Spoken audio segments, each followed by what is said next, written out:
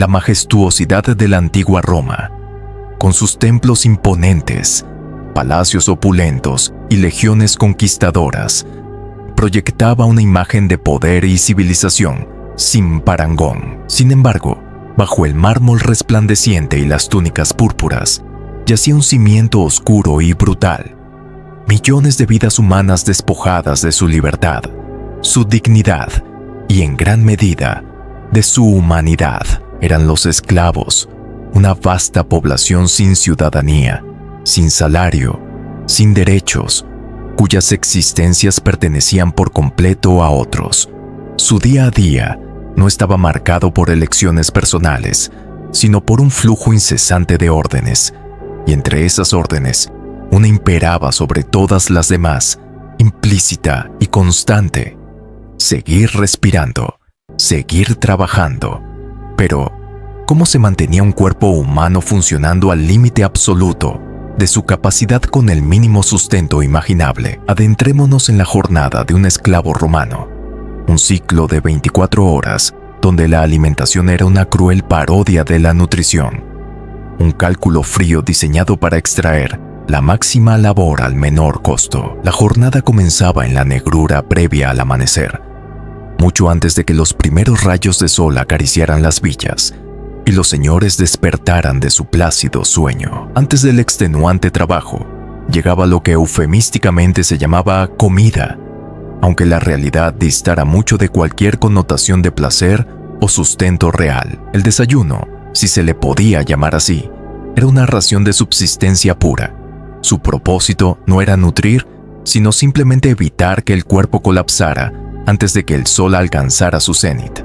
En la mayoría de las vastas fincas rurales y en las domus urbanas, lo que se ofrecía era un trozo de pan, pero no un pan cualquiera. Hablamos del panis sordidus, un pan vil, elaborado con harinas de la más baja calidad, a menudo cebada, o los restos del trigo que no servían para sus amos. Esta harina se mezclaba con impurezas, cáscaras, salvado, incluso el polvo barrido del suelo del molino.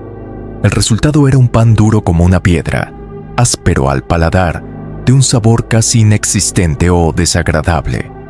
Masticarlo era un desafío, tragarlo una tortura.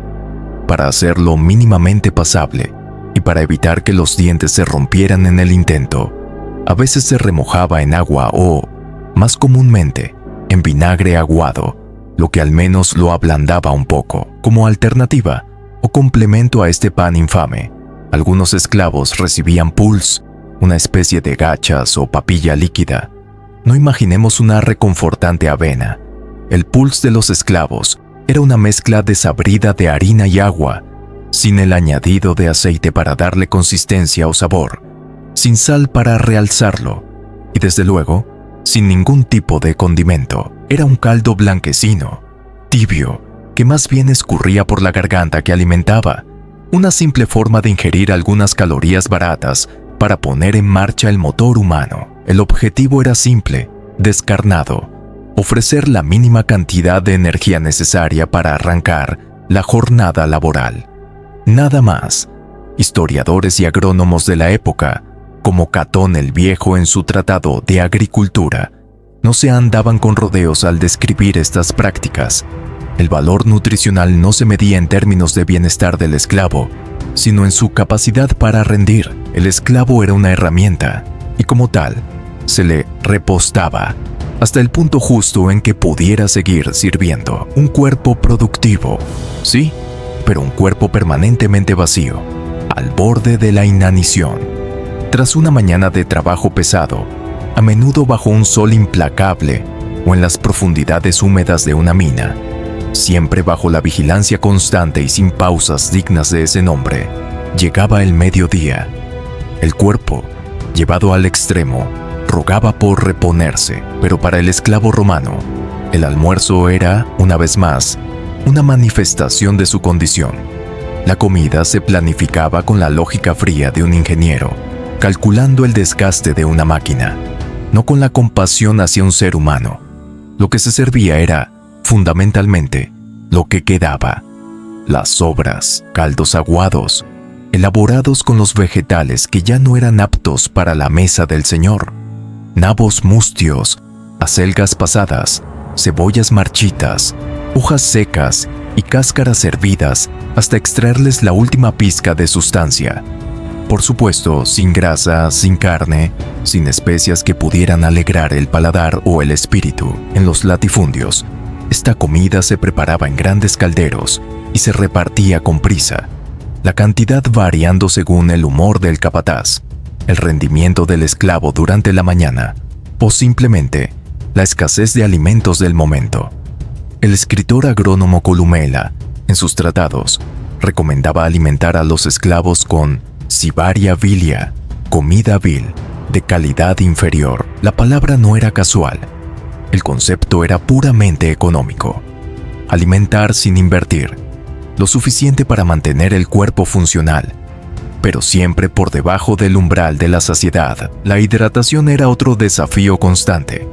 Aunque las ciudades romanas se enorgullecían de sus acueductos, fuentes públicas y sistemas de distribución de agua, los mejores accesos estaban, como era de esperar, reservados para los ciudadanos libres.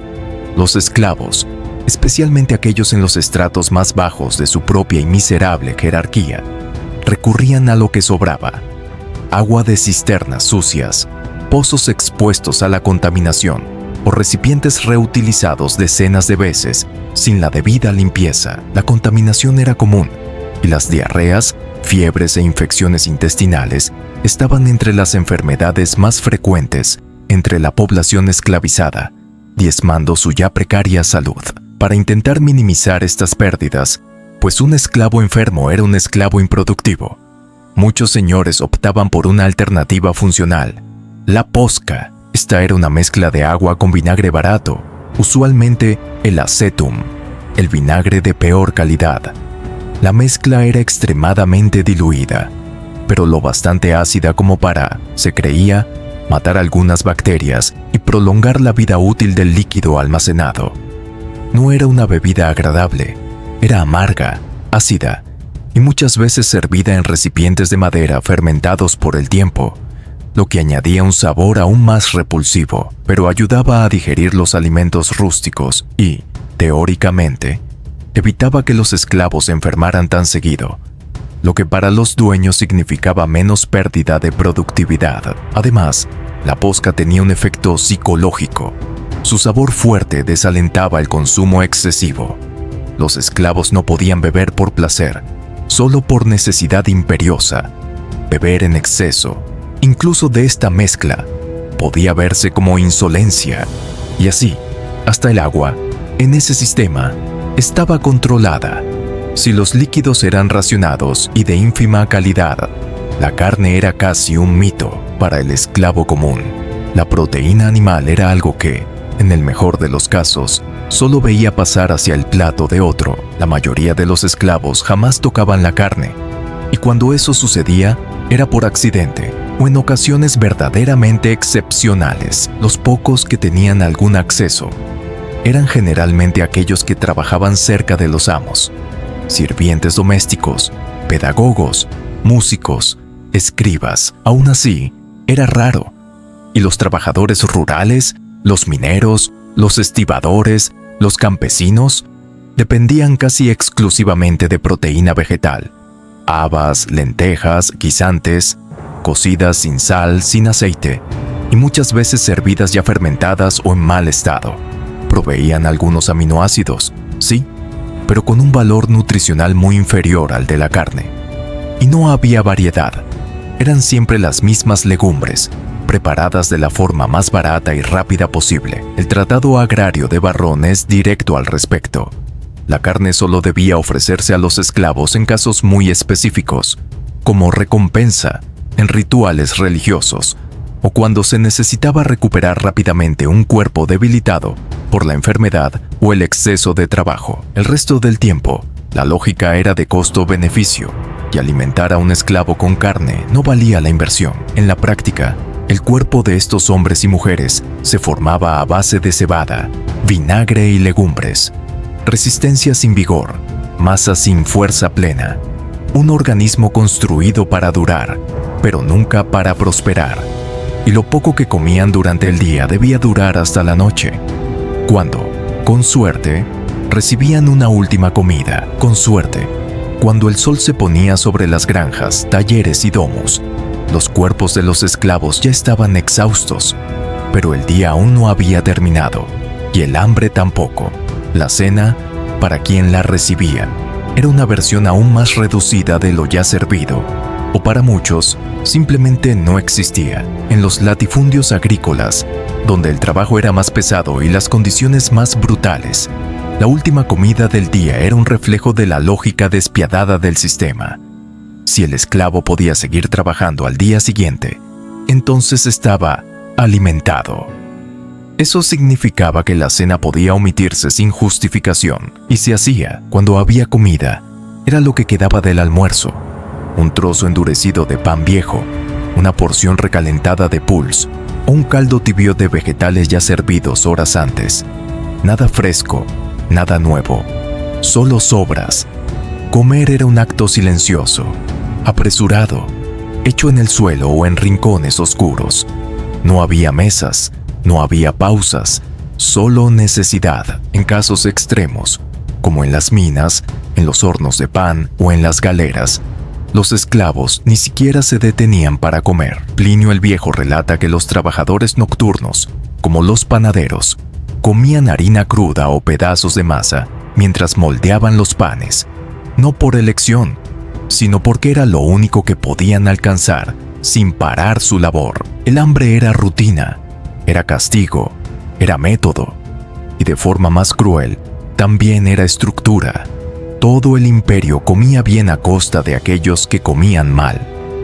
Porque si el ciudadano romano celebraba el apogeo de su civilización, era porque alguien cargaba los ladrillos con el estómago vacío. Incluso en el sistema más implacable existían fisuras, y para los esclavos, una de las pocas alegrías alimentarias venía en los días en que los señores comían de más.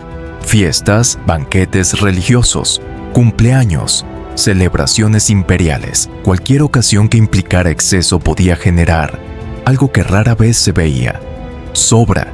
Y la sobra, para el esclavo, era premio. Durante esas ocasiones, las cocinas de las domos servían de carne asada, caldos grasientos, panes frescos, frutas, quesos y vino diluido. Cuando los invitados se iban, lo que quedaba se redistribuía entre sirvientes, cocineros y esclavos internos, pero nunca de forma equitativa. La jerarquía dentro de la esclavitud aún definía quién comía qué y cuánto. Muchos recibían solo los huesos con restos de carne, los trozos mordidos que quedaban en las bandejas, los caldos rasos sin sabor. Aún así, era más de lo que recibían en semanas, y esa migaja ocasional se transformaba en un momento de disputa silenciosa y de placer culposo. Plutarco, con amarga ironía, escribió que algunos esclavos esperaban las migajas con más devoción que los invitados esperaban el vino. Era el hambre moldeando el comportamiento. El banquete de los señores se volvía para los esclavos una rara ocasión en que comida de verdad cruzaba sus labios, no como derecho, sino como residuo. En la antigua Roma, la comida era más que sustento, era un marcador de clase, de poder, de propiedad. Y para los esclavos, comer era simplemente continuar, seguir de pie, seguir sirviendo, seguir en silencio. Finaliza el texto.